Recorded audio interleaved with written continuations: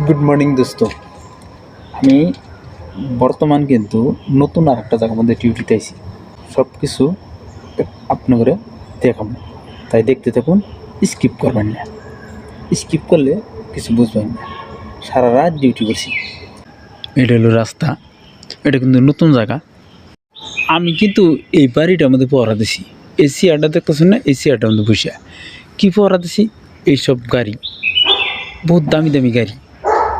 তো আসুন ভিতরে নিয়ে যাই, আপনাকে একটা একটা করে দেখাইতে থাকি।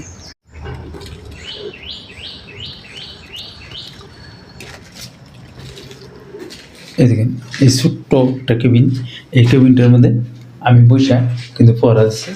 এই জায়গায় বসছি, আর এই জায়গায় তো এই গেটটা খুলে এইভাবে কিন্তু আমি দেখি এইসব বস্তু দেখা হয় এই গেটটা খুলে।